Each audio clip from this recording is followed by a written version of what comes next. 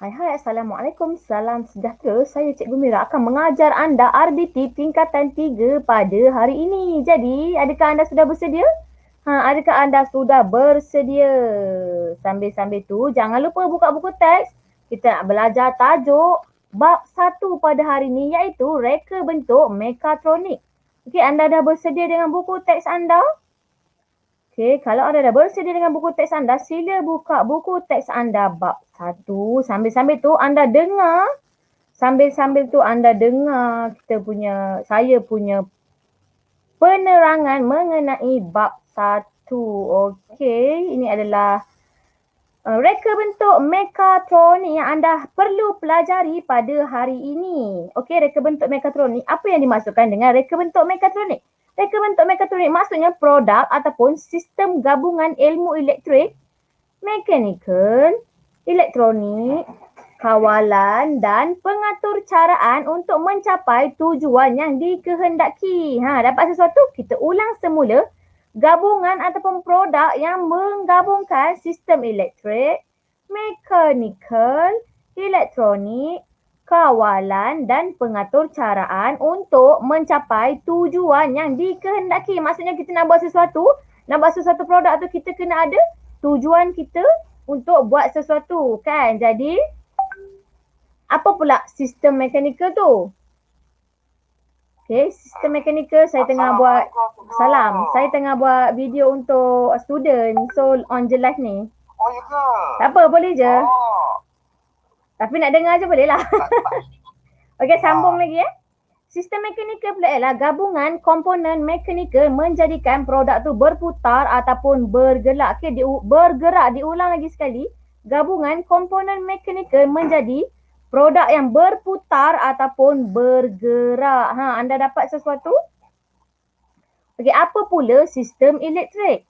Sistem elektrik ialah membekalkan arus elektrik kepada peranti mekatronik. Apakah peranti mekatronik tu? A, T ataupun AU. Apakah yang dimaksudkan dengan AT dengan AU tu?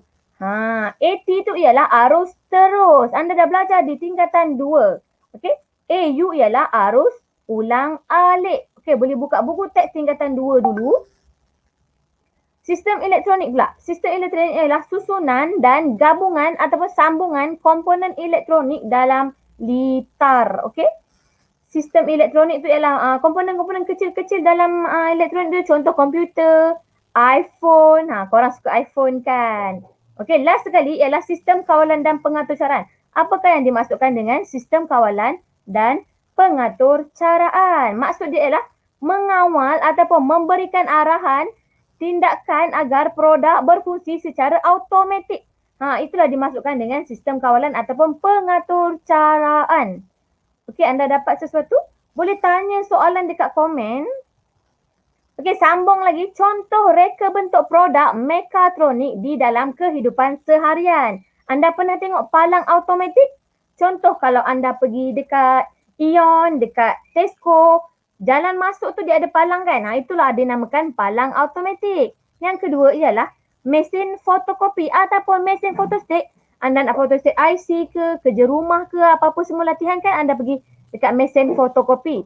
Mesin fotokopi merupakan produk mekatronik di dalam kehidupan seharian. Okey, dapat sesuatu? Okey, ini contoh yang terakhir iaitu lift. Lift pun merupakan reka bentuk produk mekatronik. Orang yang menciptakan produk-produk tersebut. Okey, sambung lagi ya.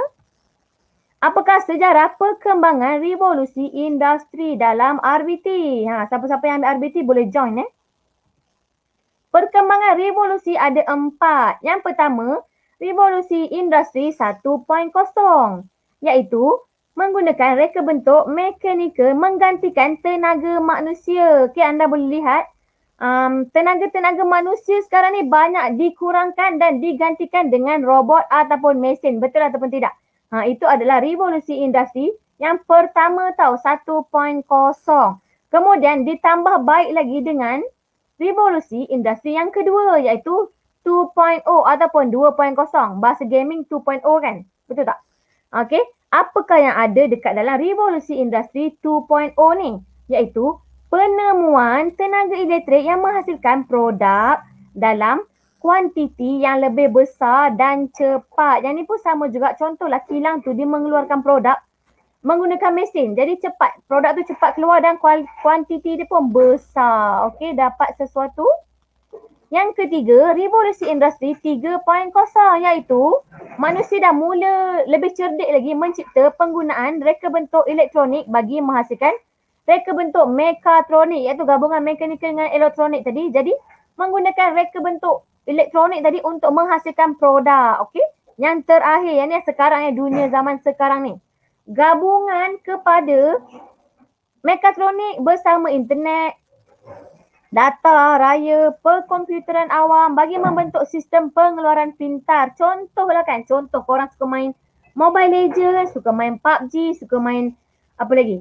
Minecraft, apa lagi? Game-game yang korang suka main tu, murid-murid sekolah waktu PKP ni memang suka sangat main game kan?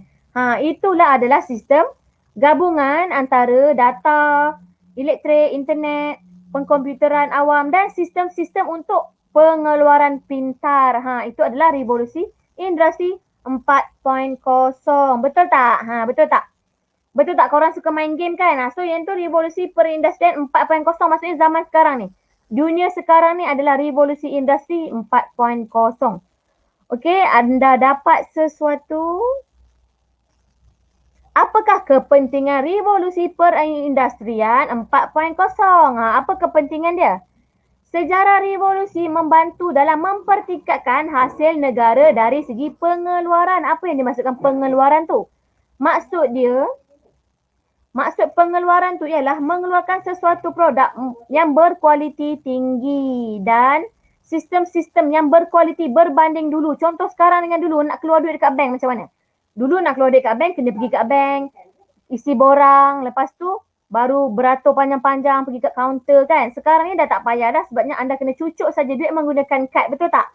Itu adalah salah satu contoh revolusi industri 4.0. Okey. Kemudian menaikkan taraf modal insan dan memberi peluang pekerjaan. Bila dah banyak sistem-sistem macam ni, siapa yang mengendalikan sistem tersebut? Mestilah manusia, betul tak? Manusia yang bekerja untuk membuat sistem, menghasilkan sistem dan menjalankan sistem tersebut. Okey, anda dapat sesuatu? Sambung lagi. Yang ketiga, meningkatkan produktiviti industri. Jadi produktiviti industri akan bertambah. Apa yang dimaksudkan dengan produktiviti? Maksudnya pengeluaran produk tu bertambah. Okey, dan yang terakhir, meningkatkan pendapatan pekerja. Jadi bila pekerja-pekerja mahir ni dah banyak, jadi pendapatan pekerja di situ akan meningkat dan terus meningkat.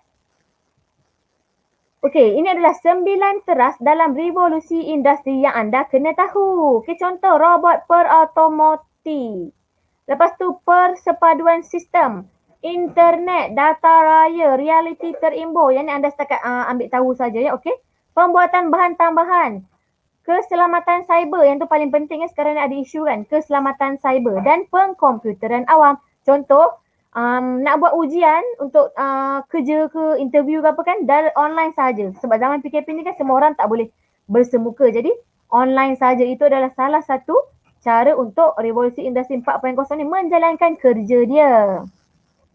Okey, apakah elemen reka bentuk ni? Yang ni anda dah belajar tingkatan 1 dan tingkatan 2 dulu. Ulang saja lagi. Elemen reka bentuk ada berapa? Yang pertama garisan, yang kedua warna, yang ketiga bentuk, yang keempat rupa, yang kelima ruang, yang keenam tekstur dan terakhir adalah saiz. Jadi anda nak yang mana? Terpulang kepada anda, itu adalah komponen elemen-elemen reka bentuk yang anda kena tahu daripada tingkatan 1 bawa pergi tingkatan 2 dan tingkatan 3. Kalau anda masuk tingkatan 4 nanti pun sama juga. Tak berubah Okey, dapat sesuatu? Sila komen faham ataupun tidak di ruangan komen. Okey, seterusnya. Yang ni yang terakhir prinsip reka bentuk. Yang ni pun sama. Dah belajar masa tingkatan 1 dulu. Cuma ulangan sahaja balik. Apa yang ada dekat dalam prinsip reka bentuk? Okey, prinsip reka bentuk ni konsep ataupun peraturan yang digunakan oleh pereka bentuk ketika menggunakan elemen-elemen reka bentuk tadi. Elemen yang tadi tu dimasukkan dekat sini. Gabungkan untuk membolehkan lakaran dihasilkan oleh pereka bentuk yang menarik, selesa dan boleh menimbulkan emosi kepada manusia lah, dikatakan manusia. Emosi ni biasanya berkaitan dengan manusia. Okey, dari segi prinsip kat sini kita boleh tengok keseimbangan, harmoni macam mana nak lukis, kepelbagaian macam mana nak lukis, kesatuan macam mana nak lukis. Yang ni semua ada dekat buku teks tingkatan 1. Kalau nak tengok ulangan dekat buku teks tingkatan 3 pun ada lagi sekali. Dia ulang lagi sekali. Okey, jadi anda perlu tengok satu persatu untuk ingatan anda. Jika anda tak ingat keseimbangan tu macam mana, pergi tengok balik gambar dekat buku teks tu, keseimbangan tu macam mana. Gambar dia nak seimbangkan macam mana. Contoh, bangunan nak lukis 2 bangunan. Lagi 2 bangunan, satu pendek, satu tinggi. Boleh ke tak? Jadi tak seimbang. Jadi tak keseimbangan tu tak adalah dekat situ. Okey. Pergerakan pula. Macam mana nak lukis cara-cara pergerakan tu? Ada macam-macam cara nak lukis pergerakan tu. Okey. Itu sahaja pembelajaran kita. Okey. Itu saja pembelajaran kita pada hari ini. Jangan lupa komen dan subscribe video ini di bawah. Jangan lupa subscribe. Dan jangan lupa juga buat kerja di buku kerja yang akan diberitahu di dalam WhatsApp nanti. Okey, saya Cikgu Mira. Itu saja untuk hari ini. Assalamualaikum. Jumpa lagi kelas minggu hadapan.